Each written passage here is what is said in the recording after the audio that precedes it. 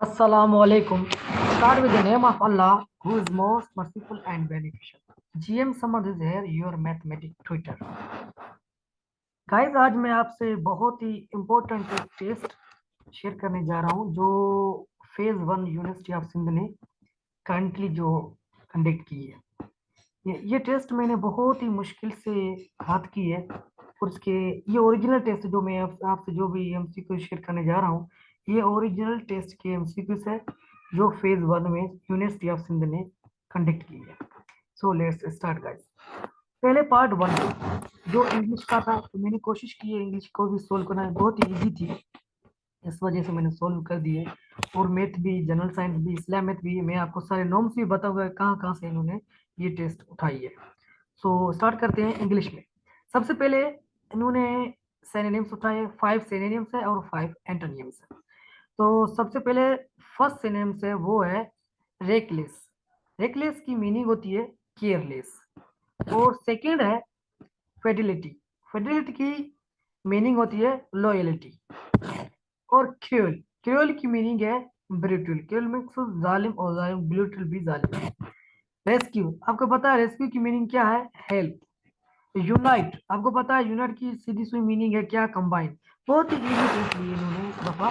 पता नहीं next phase जो सेकंड फेज 6 नवंबर को होने जा रहा है, वो पता नहीं कैसा लगे, लेकिन मुझे उम्मीद है कि जिस टेस्ट के हिसाब से बहुत ही इजी होगी। इसके बाद अभी एंटोनियम्स है, 5 सिनोनिम्स हो गए, बहुत ही इजी सिनोनिम्स थे, आपने देखे। उसके बाद है एंटोनियम्स। तो फर्स्ट एंटोनियम्स है फैक्टिशियस। इसकी माना है कि जो आर्टिफिशियल हो, जो फेक हो। और इसका एंटोनिम्स क्या होगा? जेन्यून, जो जेन्यून हो, फेक नहीं हो। एग्रोंट का, एरोगेंट का जो एंटोनियम्स होगा वो क्या है? हम्बल है। गिल्टी का जो एंटोनियम्स है वो इनोसेंट है। आपको पता है बहुत ही इजी इजी वर्ड्स उठाए हैं। अवेयर का जो एंटोनियम्स है वो है इग्नोरेंट। आपको पता है एक अवेयर होता है, दूसरा इग्नोरेंट होता है। और 10 नंबर जो इन्होंने एंटोनियम्स उठाया वो है वैलिडेट। वैलिडेट की जो एंटोनियम्स है वो है डिसप्रूव। आपको पता है कि वैलिडेट की जो मेनी माना है वो है क्या? प्रूव। और जो इसका एंटोनियम है वो है डिसप्रूव।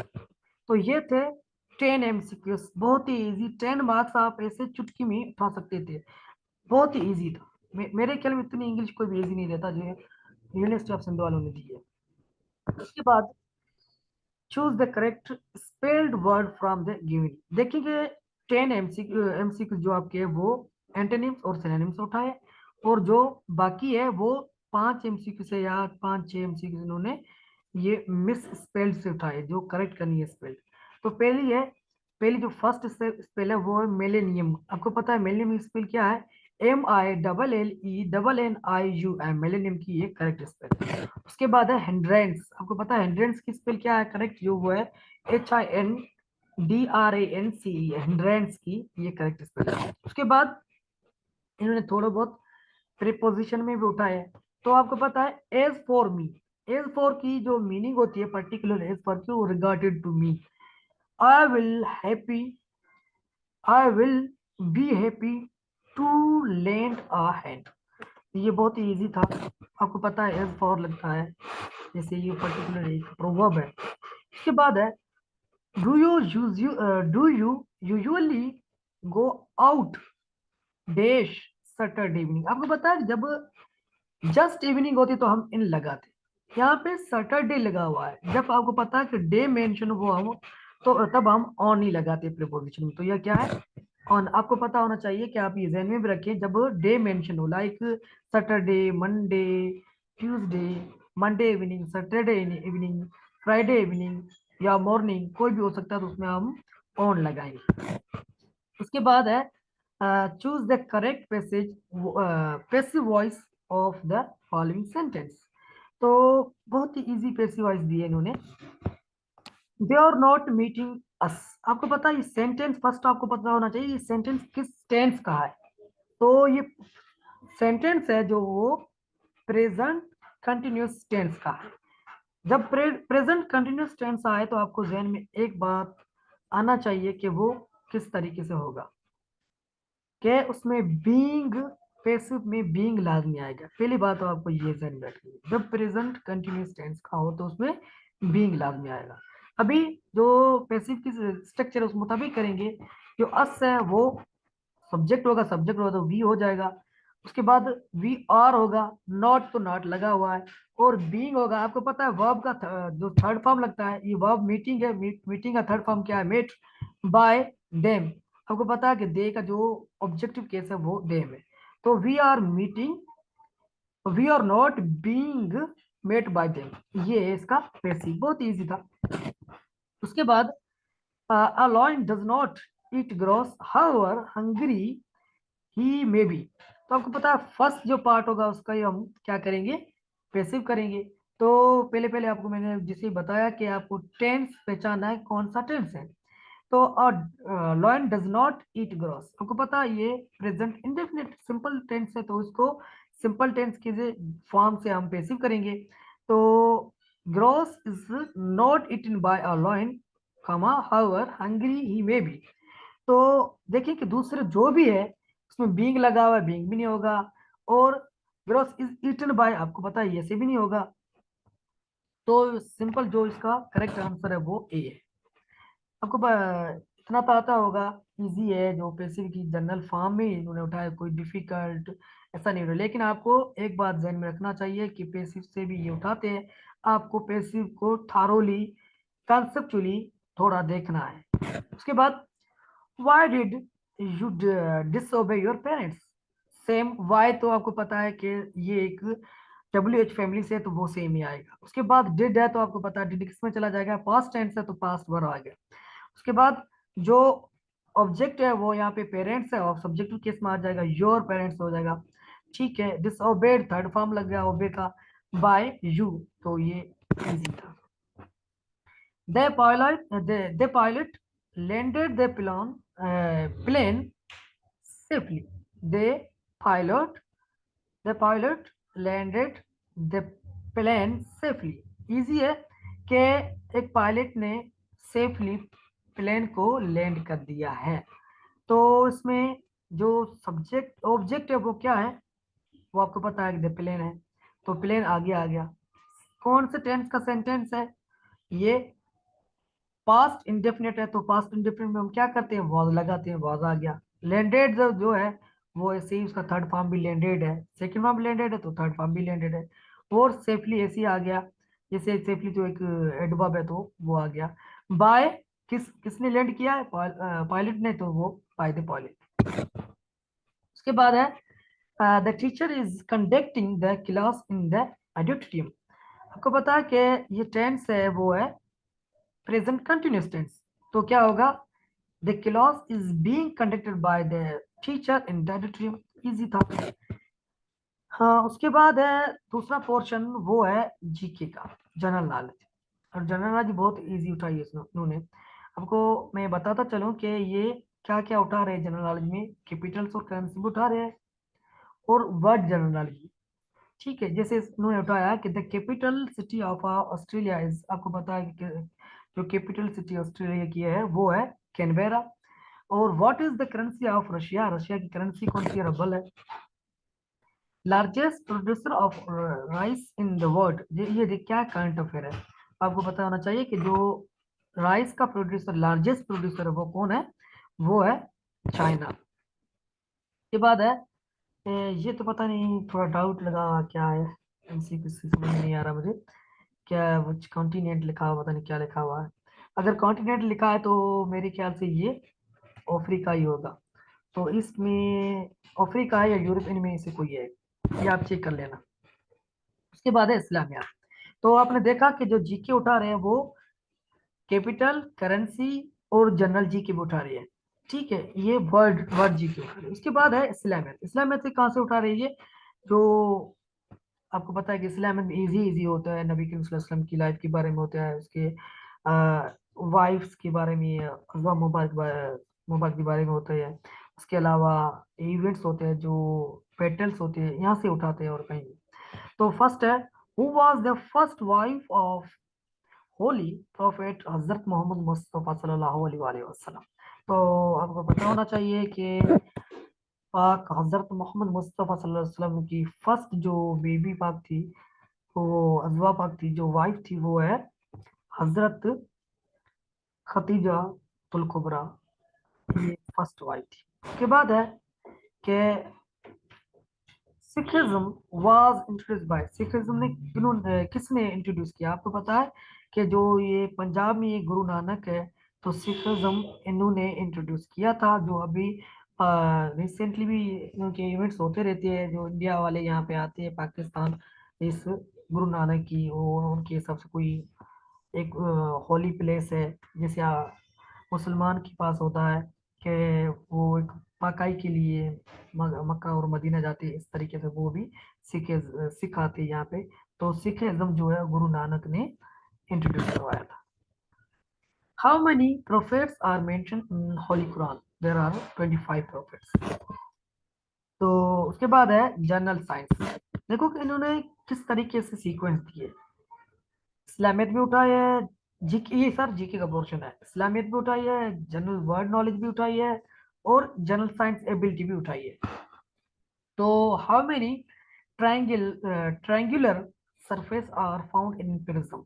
प्रिज्म में ट्रायंगुलर सरफेस कितने होते हैं? तो प्रिज्म में ट्रायंगुलर सरफेस दो होते हैं, और उसके फेसेस जो प्रिज्म के होते हैं वो 5 होते हैं। मैंने यहाँ पे थोड़ा ब्रीफली डिस्क्राइब किया है। प्रिज्म के जो फेसेस होते हैं वो 5 होते हैं, और उसके बाद प्रिज्म में जो रेक्टेंगल होते हैं वो 3 होते हैं। प्रिज्म में ट्रायंगुलर मैंने आपको बता दिया ये 2 होते हैं, और इसके वर्टाइसिस होते हैं वो 9 होते हैं, और इसके एजेस होते हैं वो 6 होते हैं। ये सारा मैंने जो प्रिज्म के लिहाज से जो भी क्वेश्चन पूछेगा वो मैंने सारे यहाँ पे डिस्क्राइब कर दिए। इंशाल्लाह इसमें कोई भी क्वेश्चन आ गया तो आप इजीली बता सकते हैं। Which of the following gases contributes to global warming? ये जो भी गैसेस है ये सारे ग्लोबल वार्मिंग में कंट्रीब्यूट करते हैं। कार्बन मोनोऑक्साइड भी है, कार्बन डाइऑक्साइड भी है, क्लोरोफ्लोरोकार्बन भी है, मीथेन भी है, और ऑल ऑफ दीज ऑप्शन इसका। अभी मैं आपको एक ट्रिक बताऊं कि अगर कोई ऑल ऑफ दीज क्वेश्चन जो आंसर होता है वो किस तरीके से क्वेश्चन में उसका आंसर दिया होता है। लाइक इन्होंने लिखा है कि विच ऑफ द फॉलोइंग गैसेस, ठीक है, गैसेस आ गया, contributes to global warming.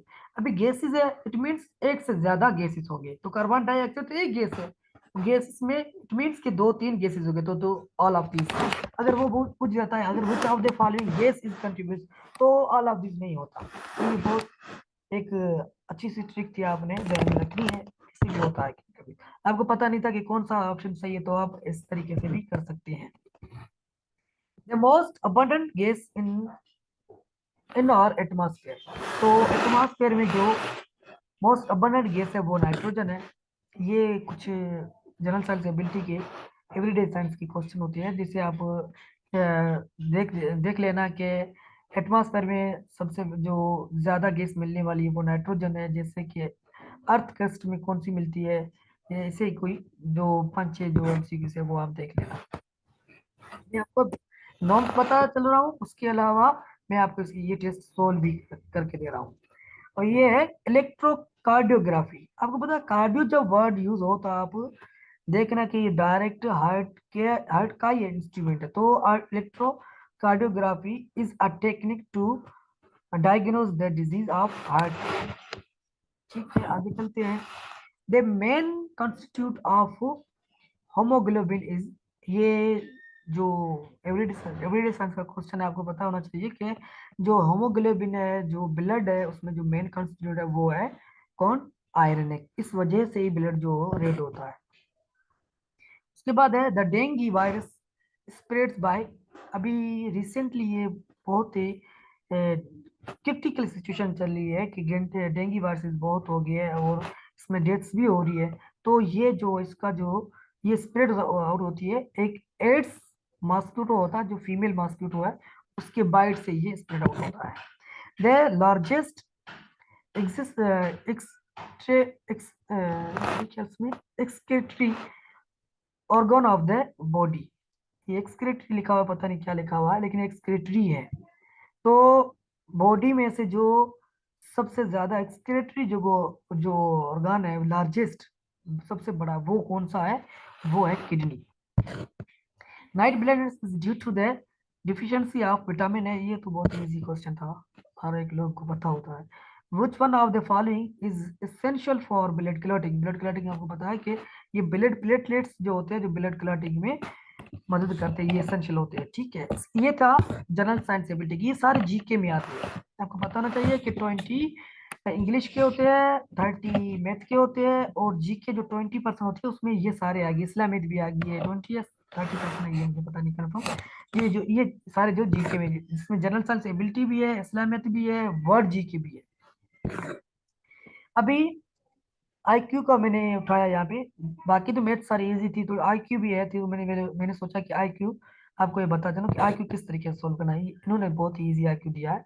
Find the missing number. IQ कोई एक पर्टिकुलर पैटर्न नहीं होता है, एक दो होता है इंग्लिश वाला ये वो, पर आईक्यू का जो कॉन्सेप्ट है वो भी है आईक्यू, मीनिंग भी आईक्यू है कि आपको माइंड मैपिंग से भी सोल्व करना है।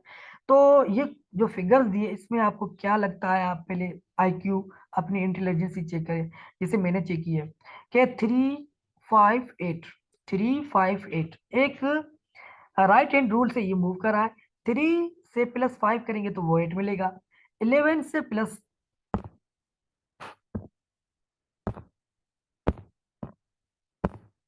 3 से +5 करेंगे तो वो 8 मिलेगा। ठीक है, और 11 से +14 करेंगे तो वो 25 मिलेगा। सेम है, 27 से 31 प्लस करेंगे तो वो 58 मिलेगा। तो इस तरीके से ये IQ था। which number should be the missing number in the series। इस सीरीज में कौन सा नंबर मिसिंग है, तो देखते हैं कि 40, 35, 31 देख रहा है कि आपको देखना है कि इंक्रीजिंग सीरीज है या डिक्रीजिंग है। पहले तो आपको पता चल गया कि ये सीरीज जो है ये डिक्रीजिंग सीरीज है, तो सब्ट्रैक्ट हो रहा है कि क्या हो रहा है कि 40 में से 5 माइनस करेंगे तो 35 मिलेगा, 35 में से 4 माइनस करेंगे तो क्या 31 मिल रहा है, 31 में से अगर हम 3 माइनस करेंगे तो क्या मिलेगा 28 मिलेगा, और 28 में से 2 माइनस करेंगे तो 26 मिलेगा, और 26 में से 1 माइनस करेंगे तो 25। इस तरीके से ये सीरीज देखें कि डिक्रीज हो रही है तो हम माइनस करते गए, हमें आंसर इजीली मिल गया। उसके बाद आगे वाला जो क्वेश्चन है वो है the price of an article was cut by 40% for sale by what percent must they discounted them, discount them in them, पता नहीं देम लिखा हुआ क्या लिखा, देम लिखा, them be increase to gain sale the article of the original price. एक ये question है, एक दो क्वेश्चन दो और भी है, मैं नेक्स्ट वीडियो में आपको इसको सोल्व करके भेजता हूँ। यहाँ पे थोड़ा बड़ा था उस वजह से सोल्व नहीं हो रहा था, जो सोल्व हो रहा है तो मैंने यहाँ पे कर दिया है। ऐसा ही सेम क्वेश्चन मैंने अभी सोल्व भी किया है, वो छोटा था, ये थोड़ा बड़ा है, इस वजह से मैंने छोड़ दिया इसको। मैं भी इंशाल्लाह अगर आप बोलोगे तो मैं नेक्स्ट वीडियो में सोल्व करके भेजूंगा। Find the missing letters. ये क्या है कि इसमें मिसिंग लेटर देखने हैं। इस मिसिंग लेटर्स के हिसाब से मैंने यहाँ पे ABC लिखी है सारी, के ABCDEF मैंने यू तक लिखी है। देखिए कि बी और ई के बीच में कितने, बी और ई के बीच में 2 नंबर मिस है। देखिए BE, और ई और एच के बीच में कितने नंबर मिस है, ई और एच के बीच में भी 2 नंबर, F और G नहीं है। सेम है यहाँ पे M और Q के बीच में कितने हैं, एम और ओ के बीच में कितने हैं, देखें कि MNO इसमें 1 नंबर मिस है। ठीक है, और O और Q के बीच में कितने नंबर है, आपको पता है कि MNOPQ, MNO O हुआ P, उसके बाद Q 1 नंबर में से सही है, और R ये बीच में क्वेश्चन मार्क है T, आपको पता है RST, तो यहाँ पे 2 नंबर कम थे, यहाँ पे 1 नंबर कम है, यहाँ पे डायरेक्ट आ रहा है क्या है RST, तो S इसका क्या है आंसर है। देखिए कि इजी इजी IQ बहुत ही इजी होता है, आप सिर्फ उस क्वेश्चन को, उस फिगर को समझने की कोशिश करें। उसके बाद है if you rearrange the letters BARTIB you would have the name of N or this। आपको पूछ रहा है कि अगर आप इस स्पेल को रीअरेंज करें तो किसी चीज का नाम बन रहा है, या किसी एनिमल का नाम बन रहा है, या किसी स्टेट का नाम बन रहा है, कंट्री से किसका बन रहा है। तो ये तो बहुत ही इजी है, आपको पता है कि बहुत टाइम्स ये आ भी रहा है MCQs में कि ये इसकी स्पेल क्या है, RABBIT। रेबिट है, रेबिट जो एनिमल है उसका ये करेक्ट आंसर है। तो आपको मैं बताना चलूं कि जो रीअरेंज का क्वेश्चन होता है आपको उसके क्या करना है, ये कोई एक रट्टा नहीं है, कोई पर्टिकुलर मेथोडोलॉजी नहीं है कि किस तरीके से आप वर्ड को देख के करेंगे। तो 2-3 टाइम्स उसको आप अटेम्प्ट करें कि आगे पीछे करके अटेम्प्ट करें, तो लाजमी बात है उस वर्ड में से कोई वर्ड निकलेगा। और ऑप्शन को देख करके देखें कि यहाँ पे एनिमल भी लिखा है, आप पहले चेक करें कंट्री का कोई नाम तो नहीं आ रहा है। तो आपको 2-3 कंट्री चार देखिए इस वर्ड्स में, तो देखिए कि कोई ऐसा नहीं है। तो उसके बाद स्टेट भी नहीं है, सिटी भी नहीं है, एनिमल का नाम मैंने ध्यान में रख के देखा तो आगे पीछे करने से ये वर्ड आ गया रेबिट। उसके बाद which answer express the best meaning of the word reassuring. Reassuring का जो मीनिंग होती है वो है कंफर्टिंग। अभी देखिए ये आईक्यू में क्वेश्चन आया है, ये क्या है, आईक्यू में क्वेश्चन आया है क्या, एक्चुअली सिनोनिम से, लेकिन आया कहाँ है, आईक्यू में क्वेश्चन आया है। उसके बाद है वसीम लेफ्ट, ये बहुत अच्छा क्वेश्चन है, ऐसे क्वेश्चन यूनिवर्सिटी वाले पूछते रहते हैं कि Wasim left home for the bus stop 10 minutes earlier than usual. Wasim ने क्या किया कि बस के लिए ये स्टॉप पे जा रहे हैं, 10 मिनट पहले निकला है, जब जैसे कि इसका यूजुअली टाइम था उससे पहले 10 मिनट निकला है। इट टेक्स 15 मिनट्स, इसने 15 मिनट्स लिए to reach the stop, stop पहुंचने पे इसने 15 मिनट्स लिए। He reach the stop at 6:40 AM। ये जो स्टॉप पे पहुंच गया वो 6:40 AM पे पहुंच गया। What time does we usually have home for the bus stop? ये पूछ रहा है कि कितना टाइम जो ये यूजुअली लेता था इस बस स्टॉप पहुंचने को, जिससे पहले यूजुअली टाइम था उसको पूछ रहा है। तो कैसे क्या करेंगे इसमें, देखें कि पहले तो किस टाइम पहुंचा है, ये पहुंचा है 6:40 पे, तो 6:40 पे पहुंचा है। ये कितने टाइम्स इसने कितना टाइम लिया पहुंचने में, इसने लिया 15 मिनट्स। तो वो क्या किया मैंने, 6:40 में से 15 मिनट्स मैंने सब्ट्रैक्ट करी, तो 40 में से 15 सब्ट्रैक्ट होंगे तो क्या 25 बचेंगे। तो ये 10 मिनट्स क्या है पहले निकला था, तो 10 मिनट्स क्या करेंगे ऐड करेंगे, तो 6:40 35 पे ये इसी टोटल टाइम इसका हो गया। तो इस तरीके से क्वेश्चन आते रहते हैं, देखना कि क्या करना है आपको, पहले टाइम जो है उस टाइम में से जो इसने टाइम लिया है, जो इसने टाइम स्पेंड किया है वो टाइम आप सब्ट्रैक्ट करना, और जितना ये जल्दी निकला है घर से वो टाइम आप प्लस करना, तो उसका आंसर मिल जाएगा। उसके बाद है some months have 31 days, how many have 30। तो कुछ मंथ ऐसे भी होते हैं जिसमें 31 डेज होते हैं, तो 30 डेज वाले कौन से मंथ है, कितने मंथ है, वो 4 मंथ्स है, वो मैंने लिख भी दिए यहाँ पे, अप्रैल जून सितंबर और नवंबर, ये 4 मंथ जो 30 डेज के होते हैं। ठीक है गाइस, तो ये सारी टेस्ट मैंने सोल्व कर दी है, और होप आपको बहुत ही अच्छी लगी होगी और समझ में भी आई होगी, और इंशाल्लाह आगे मूव करते हैं। अच्छा, कुछ और भी क्वेश्चन है इसके, वो भी कर लेते हैं। ये क्वेश्चन है, ये थोड़ा पिक्चर सही नहीं निकली हुई थी, यहाँ पे पता नहीं कौन सा कोई नंबर है, -n = 5 and 2n + 3n = 15 then m + n। इसको किस तरीके से सोल्व, मैं आपको जनरल इसका मेथड बता रहा हूँ किस तरीके से सोल्व करेंगे। आप क्या करेंगे, पहले n की वैल्यू निकालेंगे। फॉर एग्जांपल यहाँ पे कोई 4 है, 4 - n = 5 है, तो किस तरीके से निकालेंगे, तो n -n = 5 - 4 हो जाएगा, तो -n क्या हो जाएगा 1, तो n -1। ओके, जैसे ये निकलेगा n का वैल्यू, तो n का वैल्यू जो आएगा वो आप क्या करेंगे, वो पुट करेंगे नेक्स्ट इक्वेशन में।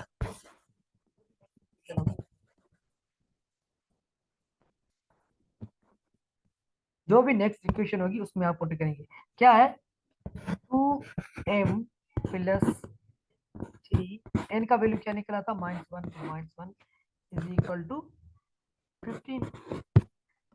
अभी क्या करेंगे, तो m का वैल्यू निकालेंगे 2m + 3, ये माइनस का उस साइड क्या होगा 15 + 3 कितने हो गए, 15 + 3 18, तो m क्या निकला, m = 18 / 2 9। m का वैल्यू आया 9। इससे आपको पता है कि यहाँ पे क्या था 2m प्लस 15 प्लस वो 3 जो माइनस के थे उस साइड गए तो प्लस हो गया, तो 15 प्लस 3 18 हो गया। 18 में से मैं m निकालूंगा तब ये 2 जो वो था वो मैंने डिवाइड किया 18 से तो 9 आ गया। उसके बाद अभी क्या निकला है,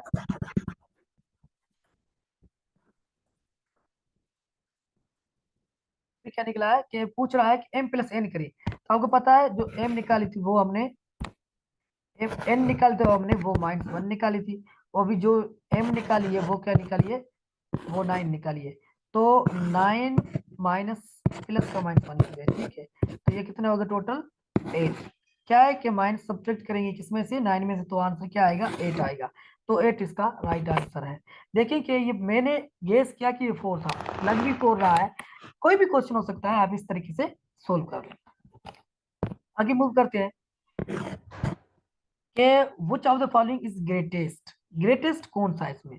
सबसे पहले मैं आपको ट्रिक बताऊं, क्या आपको देखना है कि जो भी वो नंबर जिसके डिवाइड में न्यूमरेटर जो है, जो न्यूमरेटर है वो बड़ा होगा किससे, डिनोमिनेटर से, डिनोमिनेटर बड़ा होगा न्यूमरेटर से, डिनोमिनेटर बड़ा होगा न्यूमरेटर से, तो वो क्या होगा ग्रेटर होगा किसमें, डेसिमल केस में। तो यहाँ पे देखते हैं कि 0007 है, यहाँ पे क्या है 4003 है, तो ये क्या है डिनोमिनेटर जो है इसमें 0 कम है, तो ये बड़ा नहीं होगा।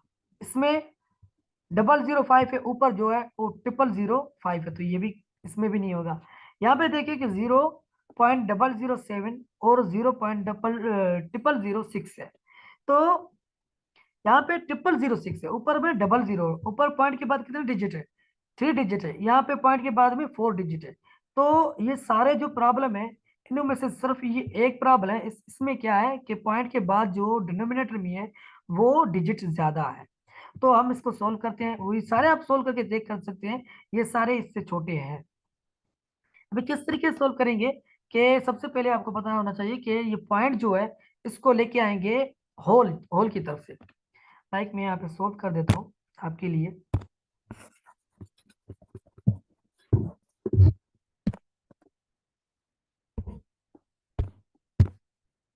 के 0.007 इसको मैं इस साइड लेके आऊंगा तो ये हो जाएगा 7। कितना डिजिट लेके आए 3। सेम एयर अगर मैं नीचे वाला लेके आऊंगा तो ये क्या हो जाएगा, टोटल 3 डिजिट है तो 0.6 हो जाएगा। अभी मुझे एक पॉइंट और भी लेके जाना है यहाँ पे, क्योंकि यहाँ पे पॉइंट एक साइड है, तो ये हो जाएगा 70 डिवाइड बाय 6।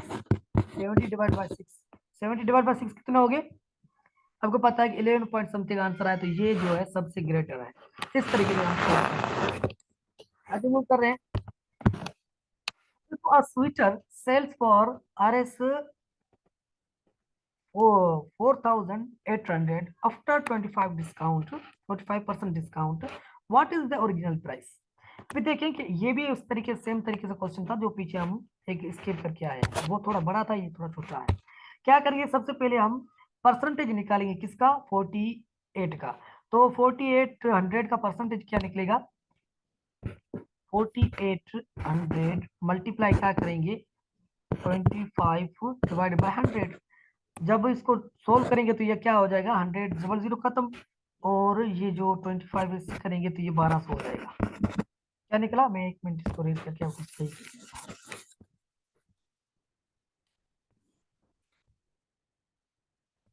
कलर भी डिफरेंट उठाता हूँ ताकि आपको इजी से समझना है। क्या करेंगे 4800 का हम क्या करेंगे 25% निकालेंगे तो मल्टीप्लाई करेंगे 0.25 भी कर देते डायरेक्ट तो भी आंसर क्या आएगा 1200 आएगा। ऐसे भी आपको पता होना चाहिए कि जो 25% निकलेगा किसके 4 से करोगे आप से 48 के, तो वो क्या निकलेगा वो 12 ही निकलेगा। जैसे मल्टीप्लाई करेंगे 12 मल्टीप्लाई बाय 4 तो 48 होता है, तो 1200 क्या निकला इसका परसेंटेज निकला है, जो वो डिस्काउंटेड परसेंटेज। तो इस तरह इतना इसने डिस्काउंट किया है। ओरिजिनल प्राइस कितनी थी 48, 4800 जो है ओरिजिनल प्राइस है, प्लस करेंगे 1200 तो आंसर क्या आएगा 6000। 6000 क्या है इसका इसका राइट आंसर है। तो क्या करेंगे, सबसे पहले जो डिस्काउंटेड प्राइस है वो निकाल देंगे, कितना इसने डिस्काउंट किया, जो वो डिस्काउंटेड प्राइस होगी वो क्या करेंगे, जो जिसमें इसने सेल किया है उसमें से प्लस करेंगे तो वो हमें ओरिजिनल प्राइस मिल जाएगी। उसके बाद सिंपल अर्थमेटिक है, 0.09 डिवाइडेड बाय 0.003। ये सेम जो पिछले वाला क्वेश्चन है उस तरीके से भी है, मैं आपको सोल्व भी करके देता हूँ, या आपके लिए मेहनत बहुत कर रहा हूँ मैं।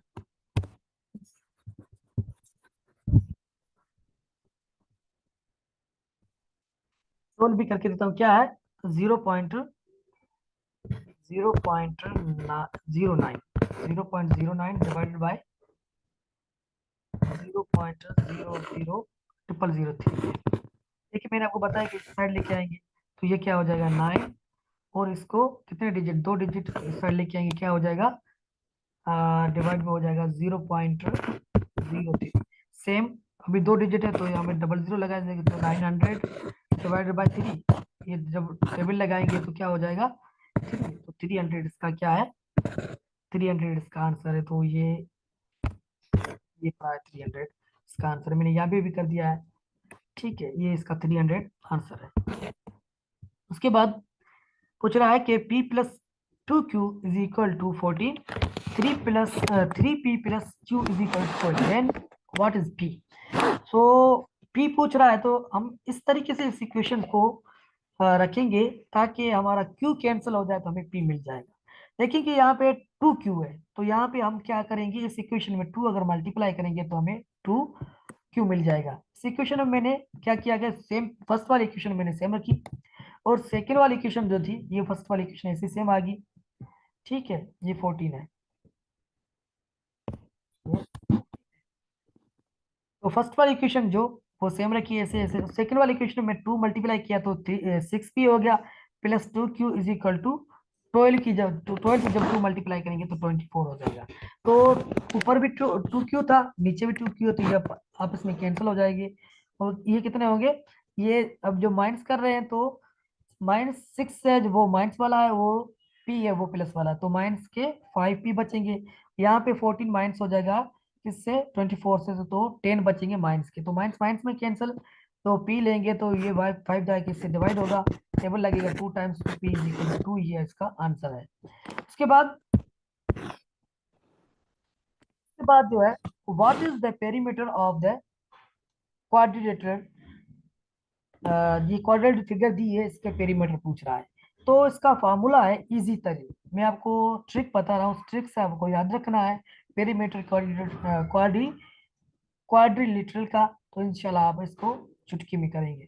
क्या है कि एक्स, वो डब्ल्यू एक्स, पहले क्या करेंगे, डब्ल्यू एक्स मल्टीप्लाई में लिखेंगे, डब्ल्यू एक्स प्लस, उसके बाद जो एक्स पे एंड हुआ तो एक्स दूसरे से मल्टीप्लाई होगा, x y plus y z, plus y z, और लास्ट में क्या होगा, जो एंड वाला है वो डब्ल्यू से आगे, जो भी लास्ट, फर्स्ट और लास्ट आप में मल्टीप्लाई करेंगे तो जेड एक्स डब्ल्यू होगा। अभी देखेंगे इसका क्या है, जो वैल्यू है वो पुट करेंगे, इसका आंसर निकल जाएगा। तो सबसे पहले है डब्ल्यू एक्स कहाँ है, ये वाला डब्ल्यू एक्स, इसकी वैल्यू क्या है 160 है, तो 160 पुट कर दिया। उसके बाद क्या है, उसके बाद है एक्स वाई, तो यहाँ से यहाँ तक एक्स वाई क्या है 300, तो 300 पुट कर दिया। उसके बाद क्या है कि वाई जेड यहाँ से यहाँ तक कि क्या है 200, तो 200 पुट कर दिया है। और उसके बाद क्या है जेड डब्ल्यू कितना है, जेड डब्ल्यू है इसका 180, तो 180 पुट कर दिया है। ये सारे को जब सम करेंगे तो निकलेगा 840, तो इसका आंसर है। तो ये था क्वाड्रिलेटरल। आपको पता है कि पेरीमीटर क्वाड्रिलेटरल इस तरीके से निकलेंगे, ये फार्मूला था। और स्क्वायर किस तरीके से फार्मूला है, मैं आपको बताता चलूं कि स्क्वायर किस तरीके, perimeter is equal to 4s, s क्या है, कोई भी लेंथ है, तो 4 टाइम्स आप मल्टीप्लाई करेंगे तो इसका क्या निकलेगा, पेरीमीटर। सेम है रेक्टेंगल जो है, रेक्टेंगल का पेरीमीटर मैंने सारे कुछ मेरे जो थ्योरी के लेक्चर थे उनमें मैंने बताया ये सारे कुछ। तो ये क्या है 2l प्लस 2w, ये क्या है, किसका फार्मूला है, ये रेक्टेंगल का फार्मूला है। तो आगे मूव करते हैं, लास्ट क्वेश्चन है, if c star H D is equal to c minus D upon C minus D upon C. ये स्टेट कोई भी ऑपरेशन है, ये बोला कि ये दो ऑपरेशन है, ये इसके इक्वल है। तो C not equal to, where C equal not equal to zero, C zero के बराबर नहीं होगा। आगे आपको दे रहा है वैल्यू के 12 स्टेरेज 3 इज इक्वल टू, तो आपको पता है कि सी यहाँ पे 12 दिया हुआ है और डी 3 दिया हुआ है। पुट करेंगे इस इक्वेशन में, तो 12 माइनस 3 कितना हो गया 9, और डिवाइड में क्या है 12, तो 9 को टेबल लग रहा है 3 टाइम्स किसका, 3 का, और 12 को लग रहा है 4 टाइम्स, तो ये इसका लास्ट आंसर है। उसके बाद है ये लास्ट वाला क्वेश्चन, इसका क्वेश्चन जो पिक्चर में सही नहीं दिया हुआ है, अगर आप बोलेंगे तो ये भी क्वेश्चन मैं आपको सोल्व करके नेक्स्ट वीडियो में दे दूंगा। ये क्वेश्चन है, एक ऊपर में एक क्वेश्चन इसके करके आया था। तो गाइज होप आपको ये बहुत हेल्प करने वाला है ये मेरा वीडियो, और बहुत ही इम्पोर्टेंट वीडियो है यूनिवर्सिटी ऑफ सिंध के हवाले से, जो टेस्ट हुई थी फर्स्ट फेज वाली, उसकी ये ओरिजिनल क्वेश्चन है, आप किसी भी फ्रेंड से पूछ सकते हैं। ये ओरिजिनल टेस्ट का मैंने ये बहुत ही मुश्किल से टेस्ट कहीं, हाँ, कहीं ली है, और इंशाल्लाह आपको ये बहुत हेल्प करेगी। और मैंने आपको नॉर्म्स बता दिए कहाँ कहाँ से ये टेस्ट उठा रहे हैं, देखें कि आईक्यू किस तरीके से आ रही है, और जनरल मैथमेटिक्स जो अर्थमेटिक है वो किस तरीके से ले रहे हैं। तो आपको ये जो नॉर्म्स मैंने बताए इसमें आप तैयारी करें, ऐसे ऐसे क्वेश्चन मैंने सॉल्व करके दिए, इंशाल्लाह आपको बहुत हेल्प करने वाला है। तो गुड बाय, अल्लाह हाफिज़, इंशाल्लाह साथ ही।